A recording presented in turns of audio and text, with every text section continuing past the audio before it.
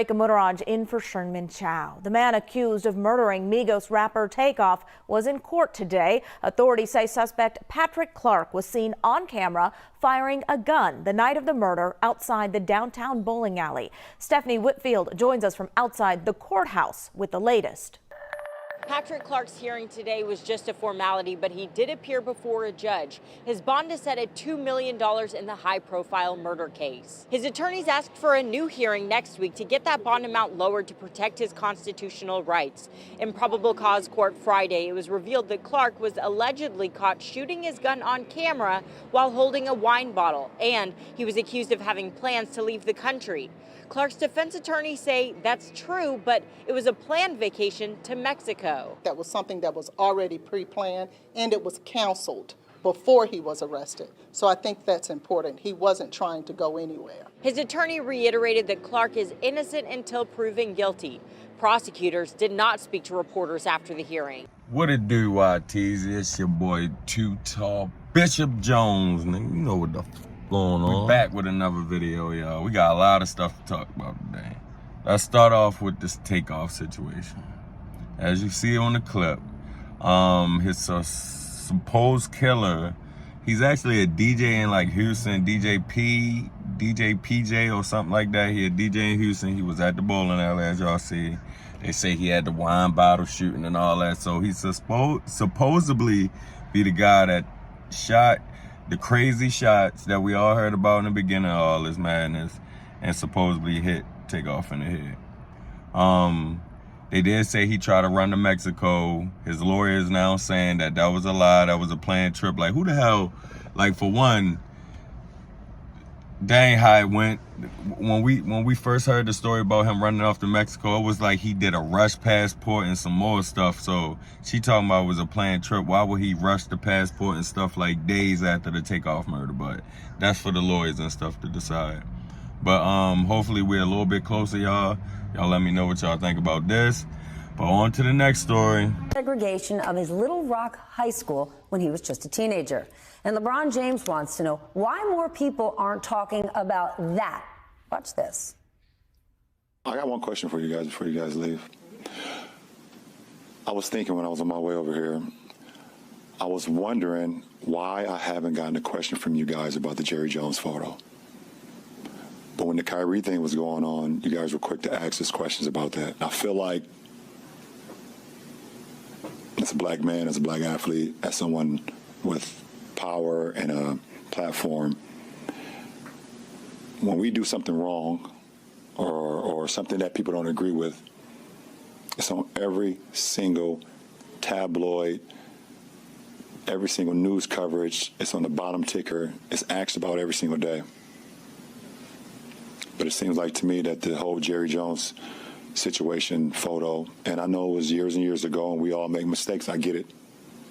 But it seemed like it's just been buried under like... All right, y'all said LeBron finally speaks out on the Kyrie Irving situation.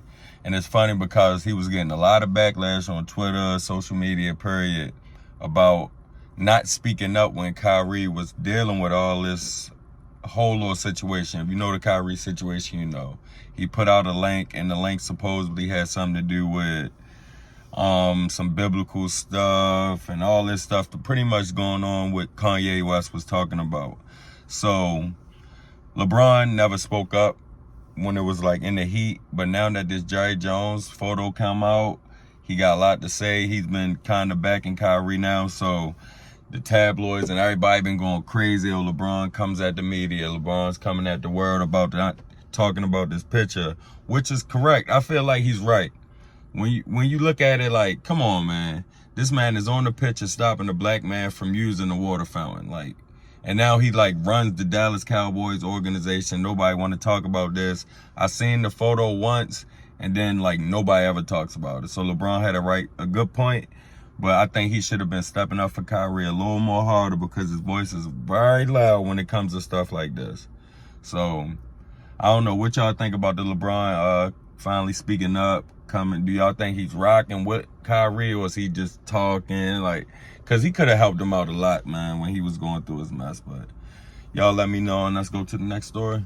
Straight seasons, Deion Sanders is moving on to become Colorado's next head coach. Colorado hopes to find success under primetime as they have had only 2 winning seasons since 2005, including losing seasons in 5 of the past 6 years. Deion has some big plans for the Pac-12 team. Take a listen. We're going to have one of the best coaching staffs assembled, some of the best scouts, some of the best kids that we're recruiting. Your boy Deion Sanders, Coach Prime, y'all. Now, although I love Deion Sanders, I love everything about him, man. If y'all don't know, Deion Sanders, this was like his first year actually as a head coach, and he was actually coaching for Jackson State University at HBCU. So it was kind of like a big thing when Deion went there, like, okay, HBCUs, they're getting put on the map. He's fighting for them. He going everywhere to get their names on the ESPN ticket. He got their names on the back of the jerseys. He got a bunch of promotion coming on. They on TV. He doing everything for the low college teams. You know, the HBCUs don't get a lot of love. So he brought a light that was much needed. His son is the starting quarterback. And not only that, he has Travis Hunter, y'all. Travis Hunter is a two-way player. He could play wide receiver, cornerback, any position on the field. He was the #1 high school recruit in the world, and he went to Jackson State University. That was like mind-blowing to the world, that the #1 recruit in the world goes to a HBCU. And it was because of Deion Sanders. And now Deion Sanders has moved to Colorado. Like, it's crazy because everybody kept saying it in the beginning, like, oh, he just using Jackson State and all that stuff. And I'm like, you know what, man? He a hometown guy. That's where he went, I think. Like, I'm like, nah, man, he ain't using it. And sure enough, he used that platform. He talked so loud, everybody seeing him, and he straight left him. Like, a lot of players was coming there just so they could be coached by him. Just the whole atmosphere, man. For him to just leave, he been getting a lot of backlash, y'all, now. So, like, me personally, I'm a little upset about it. I was hoping he stayed, probably put a couple more years and then went to the big time, but he went straight to the big time. And he also took his son, which was the starting quarterback for Jackson. So he took him with him to Colorado, and now he's taking a bunch of other players. So the world pretty much is waiting on to see if Travis Hunter transfer to Colorado or he go elsewhere. So that's a big story, y'all. We got to keep on to that one. Y'all make sure y'all stay tapped in on that, because that's going to be real big soon. I'm making this video to apologize. Because I fucked up. Because I'm embarrassed and ashamed. Because I lied. And I misled a lot of people. If y'all don't know who that is, that's a guy that goes by the name Liver King. Liver King is he's a workout enthusiast. He's a social media, he's YouTube famous. Like, he's rich as fuck, but he got rich off of this lifestyle he was so-called living.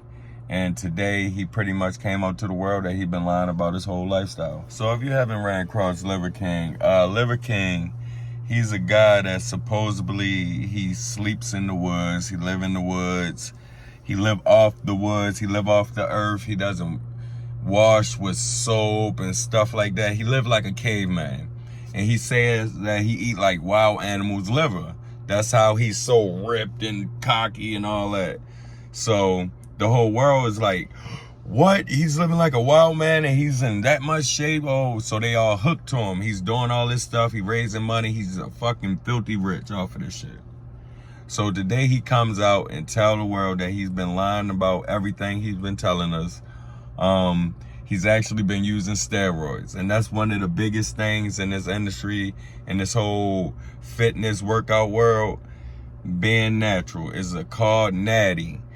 If you hear the term natty, that means the person is natural. They are not taking steroids whatsoever. He claimed to be natty, so we all listening to him and following his lead, thinking like, okay, if he look this good and he's doing this, okay, I'll do this. So he got people joining him, people running around eating liver from cows and all type of stuff, and they not looking the way he looked because he's been on steroids for years. So that's been like the biggest story today. I've been seeing it like nonstop. It's like all over the place, but I caught a few of his videos a while back, and I was into it. It was just some strange shit, so I was just like, I guess I'll watch it. But yeah, I never believed that he wasn't on steroids. He was too damn big to not be on steroids, and just like the way he just says he lived, like, nah, man, I don't know. But the cat's out the bag. He's not natty. He's not natural. He's on steroids. I think it came up because he pretty much told on himself because the email got leaked, and it pretty much was telling that he was talking to someone saying he wasn't natural and stuff like that. So now that they threatened him and blackmailed him, so he just came out with the video telling on himself. All right, y'all, in the last story, man, we got Gabrielle Union and my man Boosie, man. So if anybody's seen Boosie, he recently had a few comments for Gabrielle Union, D-Wade's child. I'll just say child because I'm not sure what's going on. So Boosie is confused on what's going on with their son that's a transgender, that's changing to a woman, I believe. And Boosie just had some remarks pretty much like he ain't feeling that over there. Like what they doing in their house, they need to get their house in order. So Gabrielle Union, she was on some talk show the other day, and she the person asked him like, hey, did you see what Lil Boosie said? So she like, yeah. She pretty much kind of hinted out like Boosie might be an undercover homosexual, man. Like, it was just funny. She kept saying like, Boosie always talking about Lil Nas X or somebody doing this or somebody being homosexual. And she pretty much said it like he got a lot of dick on his mind. Why is he always having dick on his mind? But I found it funny that Gabrielle Union actually said something on live TV about the situation. But Boosie, man, chill out, man. That's D-Wade, that's Gabby, man. Like, we love them, man. Whatever going on in that household, we should just leave it to that household, y'all. But y'all, for all these stories, man, y'all comment, y'all like, y'all subscribe, y'all share the video, man. Y'all give me your thoughts and opinion on this. And make sure y'all tap in, man, for the next one.